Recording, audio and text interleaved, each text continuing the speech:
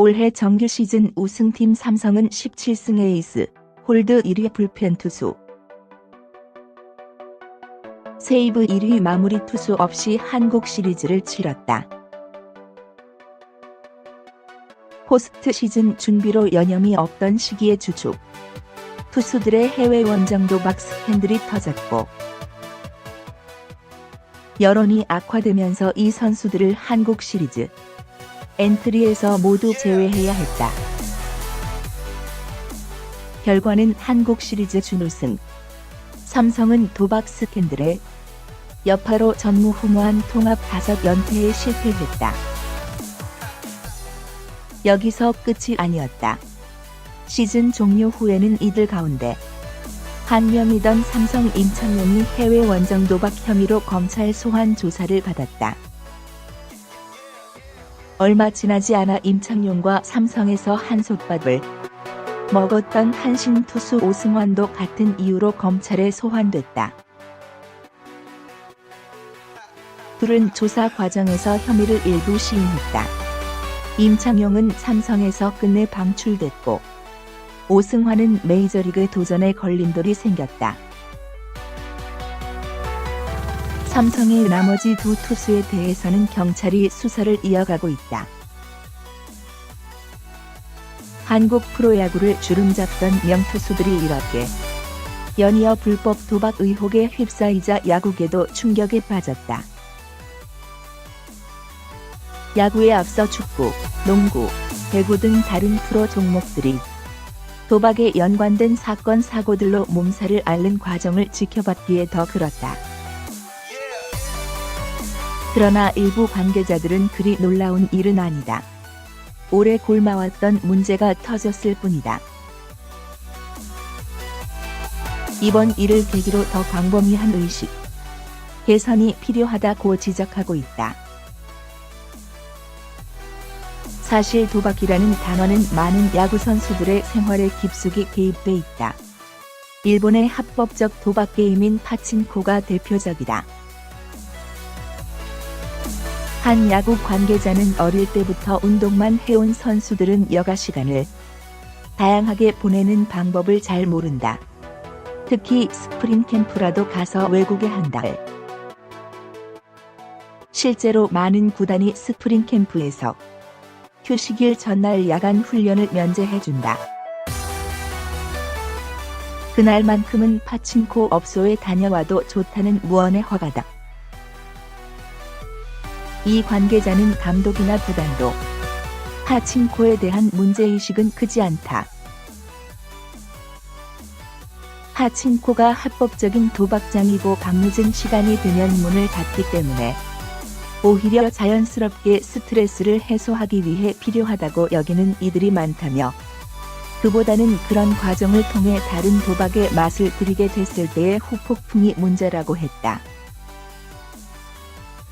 현역인 A 선수는 사실 여러 명의 선수들이 캠프를 함께 가기 때문에 팀 내 사교의 일환으로 함께 파친코에 가는 일이 필요한 경우도 생긴다.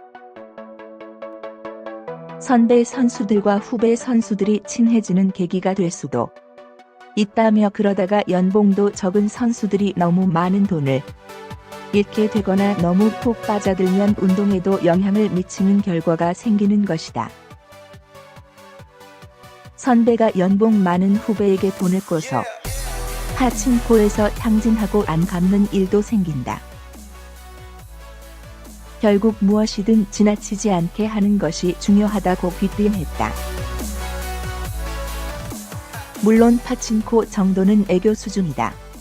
이미 은퇴한 B 선수와 C 선수는 야구계에서 도박 중독자로 유명했다. 둘 다 좋은 기량을 인정받고 팀에서 꼭 필요한 전력으로 활약했지만 선수로서 한 단계 더 성장하려 할 때마다 늘 도박의 발목을 잡혔다. 연봉이 오르고 돈이 생기면 그만큼 더 도박에 쏟아부었기 때문이다. B는 급기야 조직폭력배 자금을 조달받아 쓰다가 잃기만 하고 갚지 못해 여러 차례 무리를 빚기도 했다.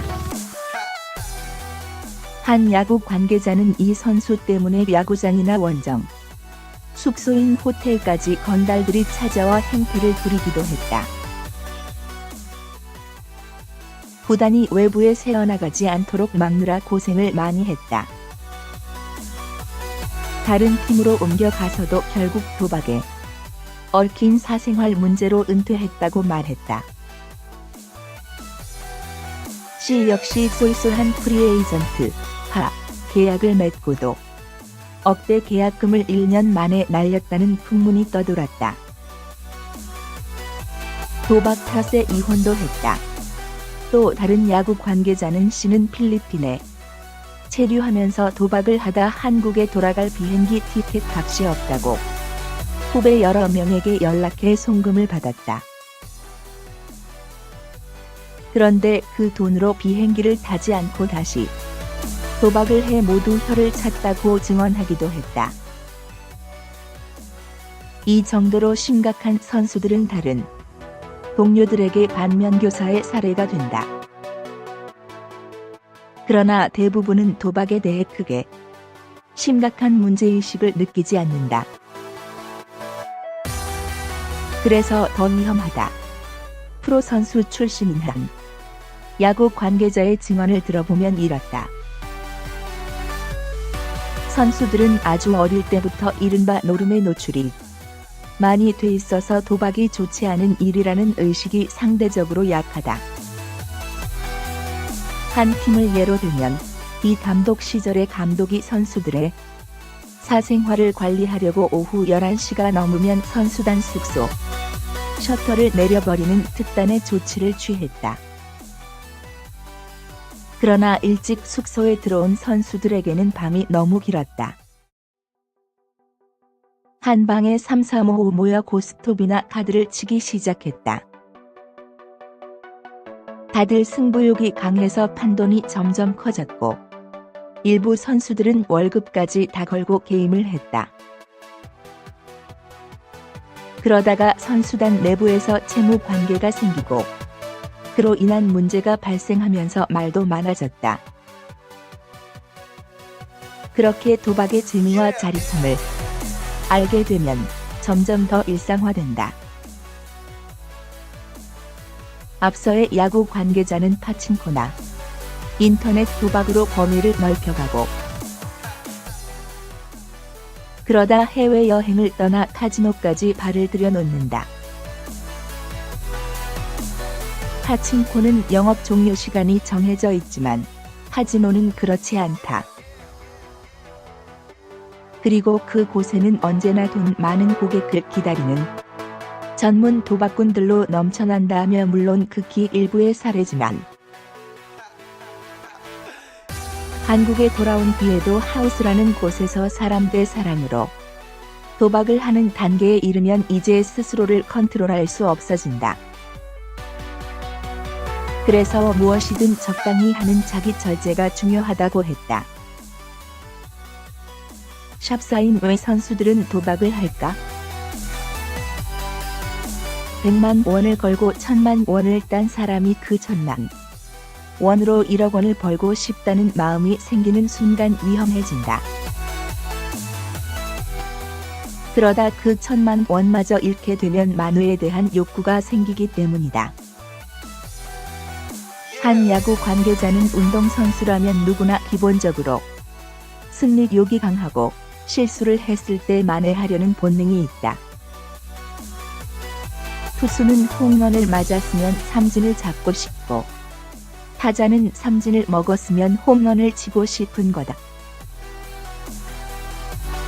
게다가 남들보다 체력과 지구력이 뛰어나고 집념도 강하다. 그런 능력이 도박에 잘못 사용되면 엇나가기 십상이라고 지적했다.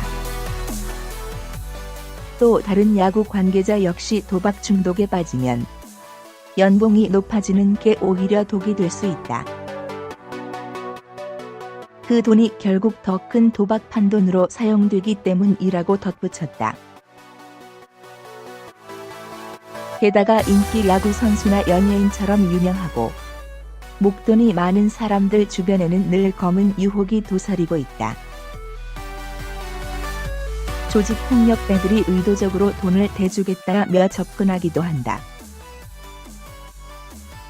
한 야구 관계자는 이에 대해 일반인에게 알려진 사람들은 돈을 빌려줬다가 채무가 생겼을 때 협박하기가 쉽다.